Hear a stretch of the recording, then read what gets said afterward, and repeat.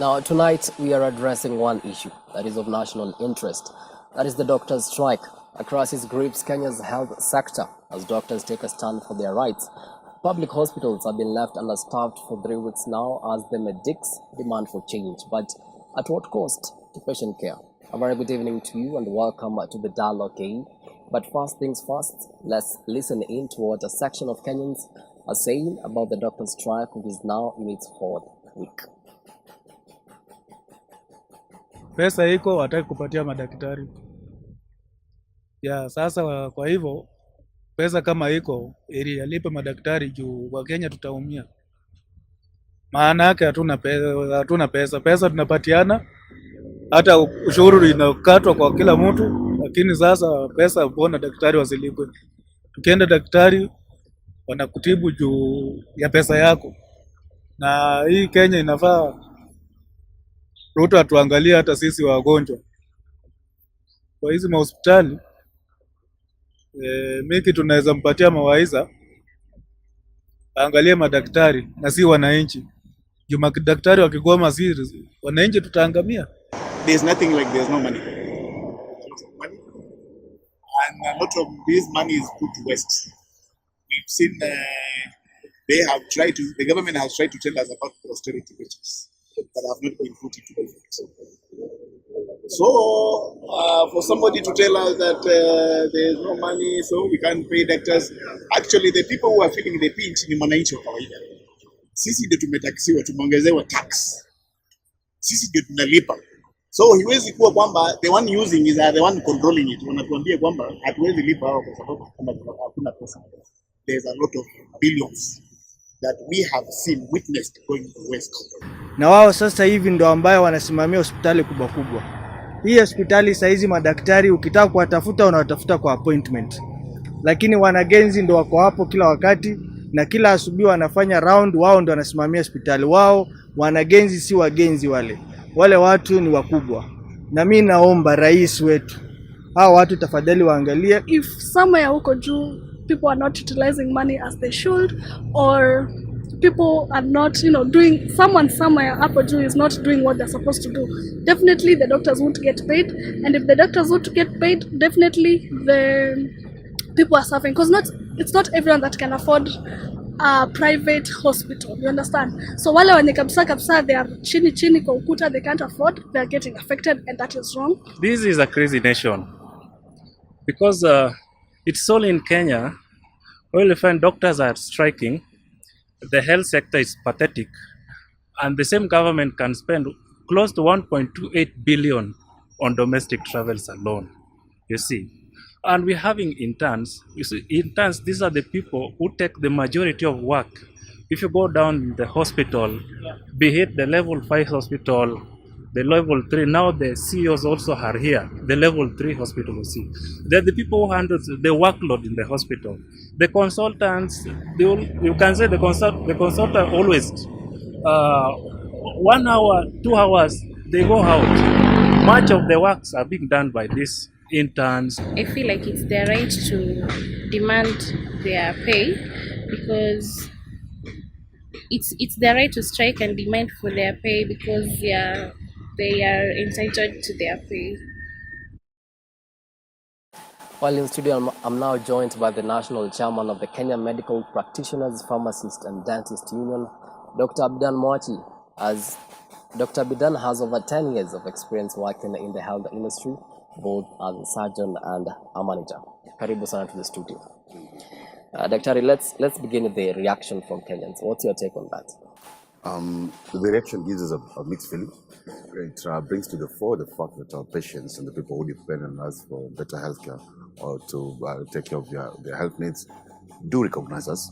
And number one, nobody goes to medical school just to abandon their patients or whoever people that they'll seek their help midway.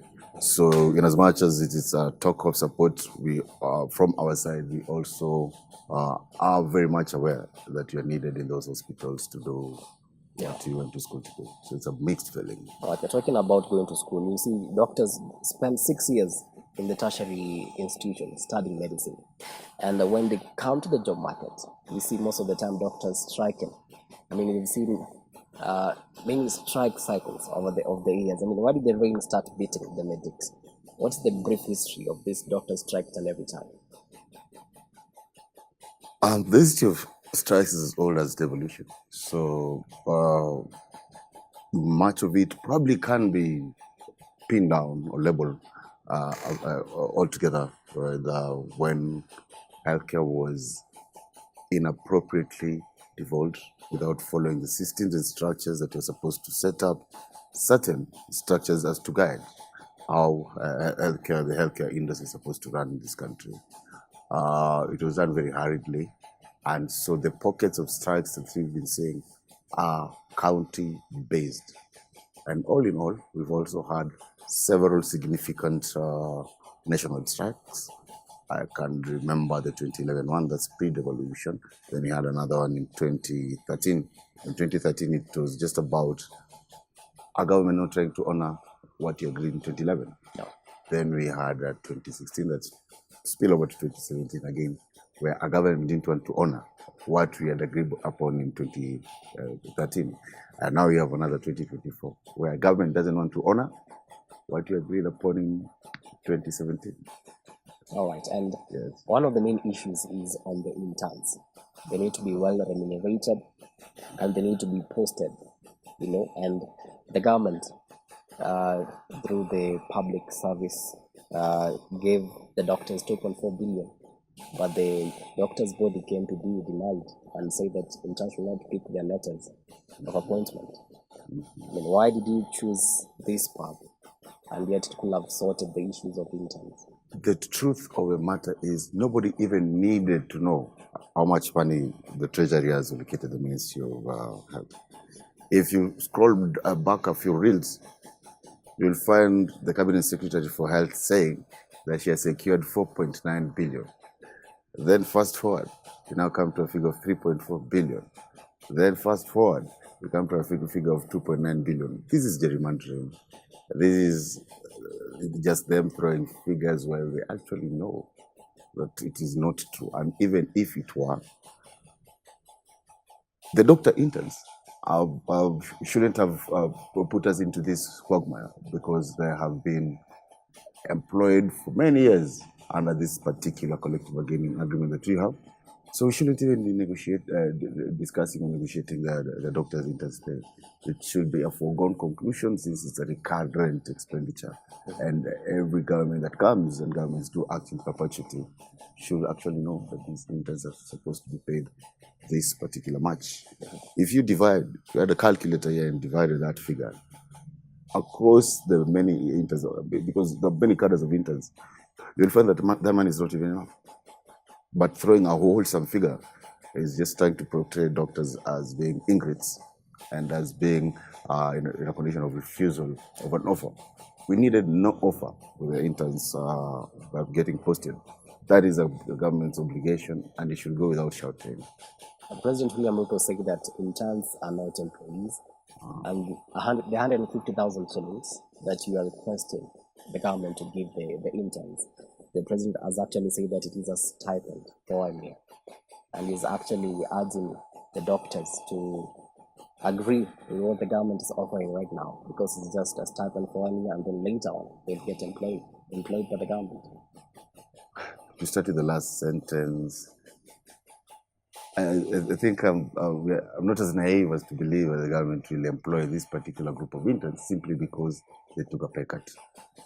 That's number one. Number two, the word employee has been mentioned almost 7-8 times in our KMPDC Act in reference to our intern. 7-8 times. And you'll particularly just know for all clarity that between the president and myself, I'm likely to be the one who has read the act, because this is my sector. The doctor interns are actually employees. They have graduated. They have gotten all the qualifications. They're doing internship as a bridge. Just doing internship as a bridge. However, you also want to know that they manage 30 to 40% of the work at the hospitals. Yeah, just saying that they work under someone is can even be, we'll say, a misnomer. Yeah. So what will happen to these interns whom you said that they should not pick the letters? What will happen to them? We part of being a doctor is exercising patience. We are so patient. We will exercise our patience up until the government gets back to its senses and realizes that you cannot pay a doctor intern who struggles under the bundle of work at the hospitals, an equivalent of probably 70,000, where if you slash off all the necessary statutory deductions and taxes, comes around 30,000. That our union will be patient enough to wait for sanity to prevail while outside. We waited for 7 years to get the degree. We waited for 7 years to get this particular CBA implemented. It's just 30 weeks. 30 days into the strike. So it's either 150,000 for the interns or nothing at all. Yes, nobody just slashes your salary without negotiation, especially when you have a CBA.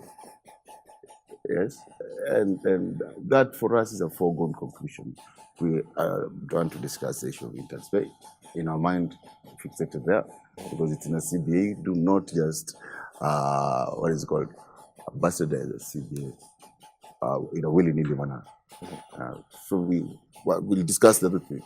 Because there are many other things in that CBA that have already been trashed out in the garbage pit.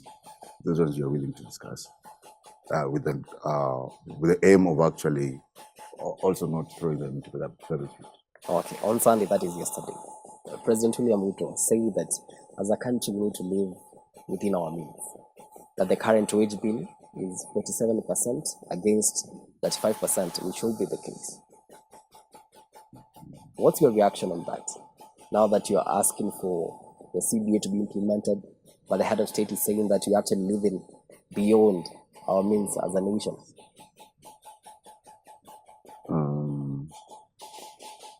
If you are frugal and you're operating as a country that is living beyond its means, then it should be seen everywhere. It shouldn't just be seen when it's doctors who want their rights implemented. You do remember that this collective bargaining agreement, when pen was put to paper, current president is actually a vice president in this country, and a child born then is joining school this year. So we have had 7 years, and it makes little sense to have a discussion about frugality. In a country where you can see people living in lodges, especially the government coffers. In a country where we are forcing the employment of the CASs. In a country where everything is spent in a spurious manner. You want to tell us the whole of this government machinery couldn't put together. It's about 4 billion shillings to honor the CBA that they signed in 2017. What that tells of government like that is that it's belligerent and it's conniving. Just terms that should not be used to describe a sensible government. Yes. So health is actually devolved. I mean, who should be held accountable really? Is it the national government or the county government? It's easy to say health is devolved, but the accurate statement is that health is a shared function. While most of the brick and mortar, the healthcare workforce and stuff like that was sent to the counties, there is a very important bit that remains centrally, according to Schedule 4 of the Constitution. That is policy. Policy, in my understanding, I hope yours as well, is supposed to guide how this healthcare industry is managed, because you can't have healthcare in a solitary state, in a republic, not a federal state, run in 47 different ways. You can imagine if the police sector was run in 47 different ways. Each county has his. If you can employ a doctor at 500,000, Mandela will pay 20. That is a disaster. And if you can't see the disaster in waiting with that approach, then there is something critically wrong in this country, and the person remaining behind us alive should just switch off the lights and move to another country. The Ministry of Health has abdicated its role in policy making. That's number one.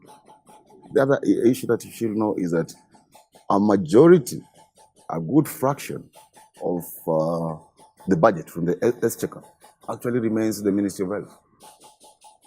And another factor to support our demands that the mother ministry should be held accountable is that we can't say health is devolved when it fits them, and when it doesn't, we say health is central. For instance, the hiring of the community health workers.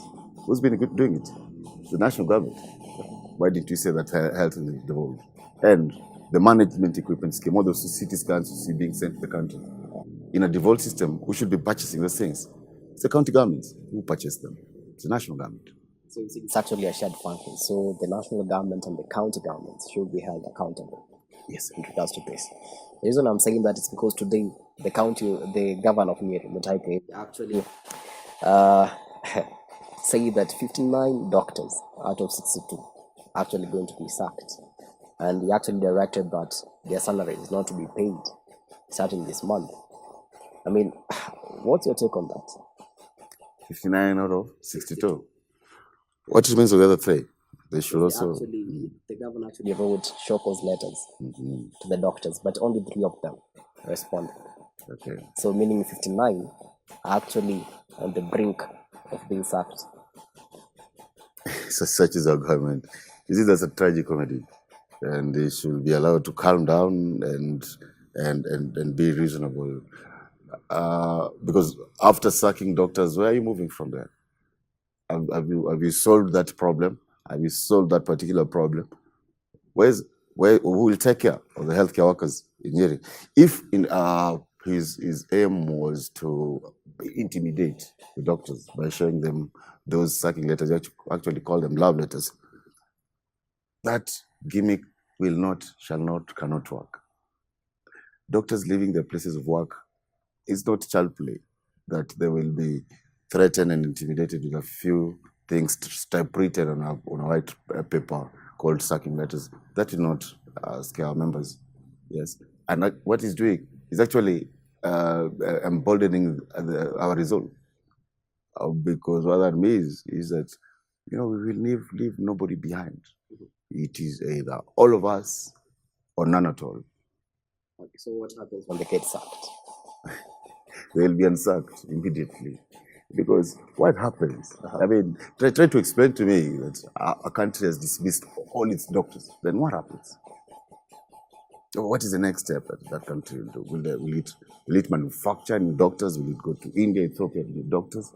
Yes, because the rest of these doctors do not want to work in a belligerent county government like that one. And it's not the first time it's happening anyway. So actually, this is a time was to give it. All right. And a section of Kenyans will argue that the Kenyans who cannot afford to go to the private hospitals are really suffering right now. We have cancer patients. We have people who actually are admitted in hospitals. Who's going to take care of them? Kenyans are suffering. At what cost? We commiserate a lot with the suffering of Kenyans.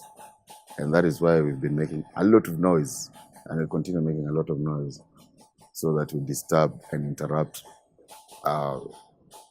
leadership that doesn't want to listen, because it's taken this long for them to solve this problem. We are the ones who are with those patients every day, so we know what they do go through. And at the right time, when the government decides to call off its own strike, we are more than willing and ready to go back into those safe havens that are out. What do you mean when you say that the government calls off its own strike? Yeah, because it's the government that's on strike. We all know that. I mean, it's been a common lingua franca, and we really mean it when you say that. You don't fail to do the job that you've been given, Kennedy. You fail to do the job that you've been given. Then when the people under you react, then you say that it's the reaction that is wrong. It's a government that has failed to do the job that it was given. It's a government that has failed to honor 2017 CBA.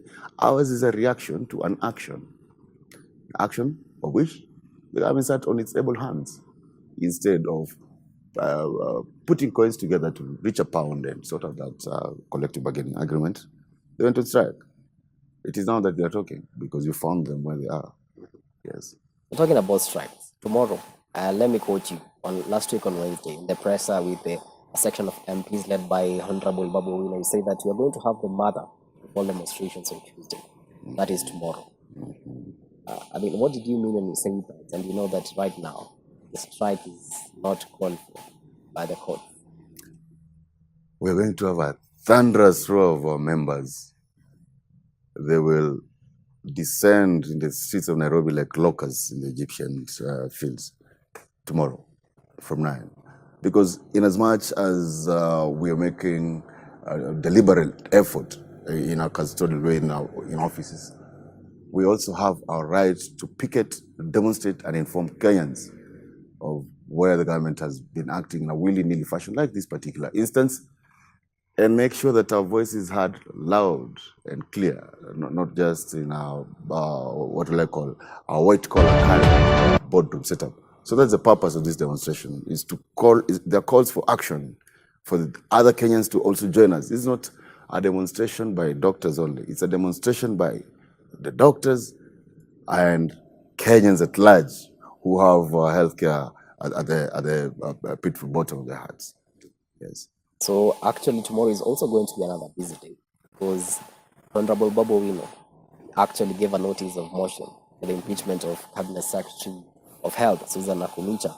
And you are there and you supported actually the motion. Is it the solution to this whole doctor strike?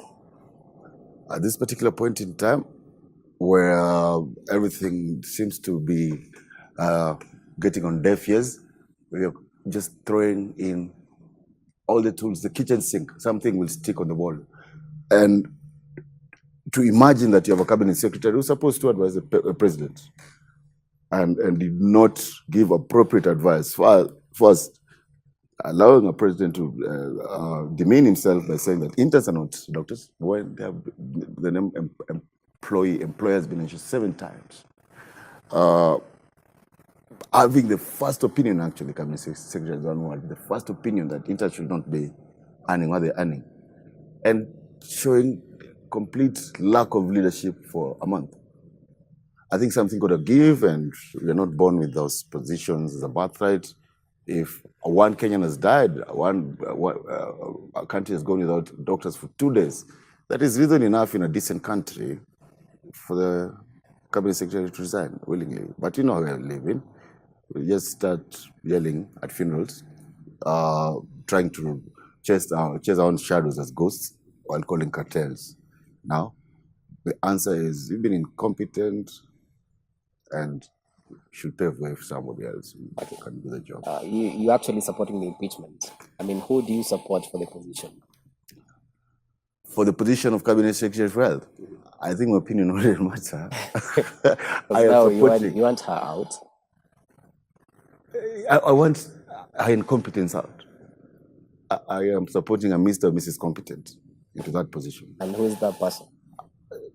It is a prerogative of the president to choose for us because we chose him, and now it's his prerogative to weigh where the potential leaders that you have in this country and see who befits to hold such a critical docket as health. Because once things slip out of the docket of health, what you see are these deaths and this human suffering.